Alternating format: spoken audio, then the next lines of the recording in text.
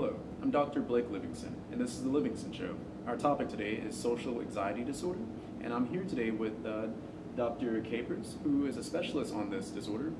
So, hi, how are Hi, you? nice to meet you. Right. So, in general, what is social anxiety disorder?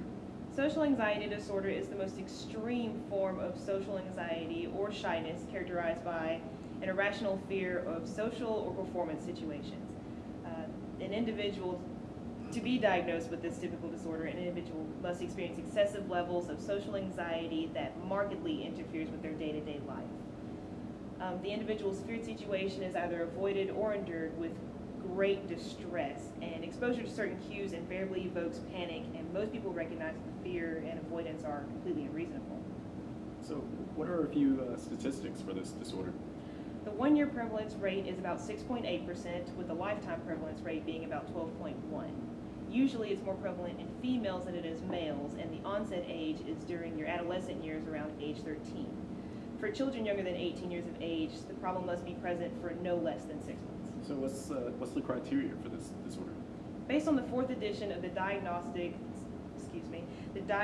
and Statistical Manual of Mental Disorders text revision, the individual will experience excessive and persistent fear of one or more social situations, experience feelings of anxiety, fear, or panic immediately upon the endured social situation, and the individual recognizes the fear as excessive, unreasonable, out of proportion to the actual risk involved in the situation. It tends to avoid the feared social situation with endured intense anxiety. So what do people with this disorder fear and avoid?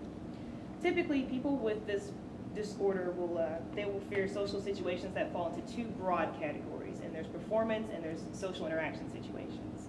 Can you give me a few examples of this? Sure. Some performance situations would be speaking in public, talking out loud in meetings or classes, eating or drinking in front of others, and then a few interactions with, I'm sorry. Yeah, you actually have a clip for this in your DVD, right? I do. Yeah, actually, Jimmy, if you want to roll that, we can get that played for these guys.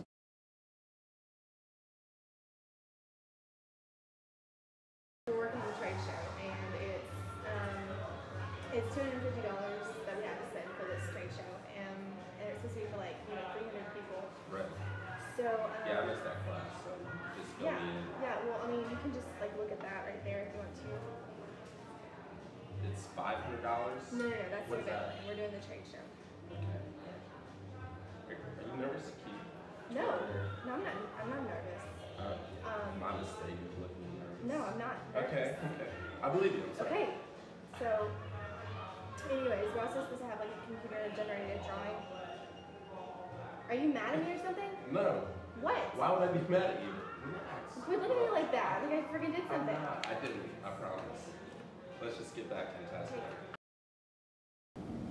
Wow, that date clip, that seemed pretty serious. That one-on-one interaction, that's pretty bad. This is Yes, pretty serious. that was actually a patient of mine, Janet Kaufman. She agreed to have a camera crew follow her for a couple of days just so we could get a really good documentary about social anxiety that we could put out there and show people what to look for, how to treat it. Wow, that's very brave of her. It really is. Wow. So in this one-on-one setting, she just obviously was not comfortable at all. And how does that transfer over to her being around, I guess, multiple people? Like how does that even work? Well, actually, we have another clip from the DVD where it shows Janet. She's at a business meeting for the Florala, a paper that she writes for, and we can actually play that clip if you want to. Yeah, let's look at that. Hey, Jimmy, roll that. Right now, it is Hispanic Heritage Month. It is Breast Cancer Awareness Month. Something no one's ever seen. Has anyone done anything on Hispanic breast cancer awareness? I didn't think so. Get on it now. Throw out some ideas. I need something. Give me something new, fresh. Oh, dude, there's this big thing going on down at Pegasus Records for this album that's coming out. I'm just going to do a review of this album. There's bonus content and all that jazz. Great. Fantastic. Is it a local band? Something people are going to be able to see? England. You know what? Hey, that's fresh. That's international. I like it. What do you have? Well, I was thinking we put the entire experience of the paper online, on Facebook. Right. That's where everyone is now. That's perfect. Social media. Exactly. I like it. I like your head. You, me. Same level. All right, Janet, what do you have for us?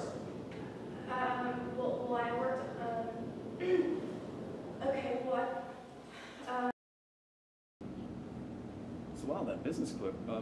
It's almost as though she just couldn't even come up with an answer. Like, was there even an answer there? Like, was she? Well, a lot of times people with social anxiety disorder, they're afraid to speak out. They're afraid of what people are thinking about their answers, their facial expressions, their movements. They constantly think that they're being watched. It's essentially what that is. I see. So, are there any leading theories to counter this? Yes. For the biological factor theory, basically there's an argument of whether or not genetics truly play a role in somebody developing social anxiety social anxiety disorder later on in their life, but there hasn't really been much scientific backup for it as of yet. Psychologically, one can develop social anxiety disorder when they're younger, just based off of learning and personal experiences from their parents.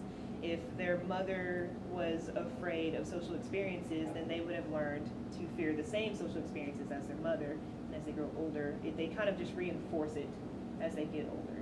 Wow, man. Well, before we wrap this up, I feel there's another clip that you have for us, correct? Yes, actually, we filmed Janet in a social situation where she was sitting at lunch and whatnot, and then we asked her how she felt personally about the clip, and we actually went back and had her do basically a look inside her mind. Yeah, it's sort of a catharsis kind of thing. Yes. Yeah. Very interesting. Well, Jimmy, play that.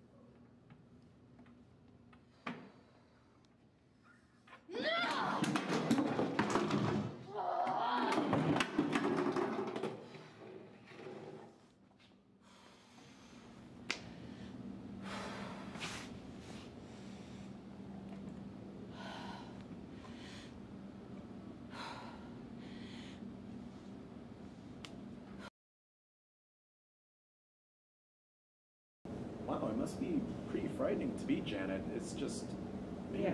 What a lot of people don't understand about social anxiety disorder is that it's very real to the person who's suffering from it. Although we may not be able to see how badly they're freaking out, they are in a great deal of stress and pain on the inside.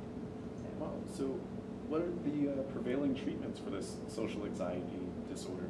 Well, currently there are both biological and psychological treatments. Biologically, there are a number of medications that have proven to be useful for treating social anxiety. These medications include antidepressants and anti-anxiety medications, a few of them being Prozac, Paxil, Zoloft, Klonopin, and Xanax. And for the psychological treatments, right now the most effective one would be cognitive behavioral therapy, and that consists of an individual learning to identify their anxious thoughts and replace them with more realistic ones. For example, if an individual is afraid of writing in front of others because of possibly being judged for how they write or how slowly they write, then they would have to stop themselves and think realistically, these people probably don't even notice it. I'm making a big deal out of something that's very small. Wow. Well, before we wrap this up, we actually have a caller coming in. I believe it is Miranda from Michigan. Hey, I've been experiencing a lot of the symptoms that you've been talking about today, and I think I may have social anxiety disorder. Do you know of any medications I should be taking or treatments I should be looking into? Actually, Miranda, the decision to take medication and which medication to use would be something that should be based upon a number of factors, and those would be things that you would have to discuss with your actual doctor. A few factors being your medical history, a history of any other psychological disorders that you may have or that may run in the family, things of that nature. So, but I actually think we have a hotline that we can call for more help. Oh yes, it's Find the Light. I can actually have Jimmy put it on the bottom of the page. So go ahead and do that, Jimmy. Well, it's been a pleasure speaking with you today. No problem, anytime.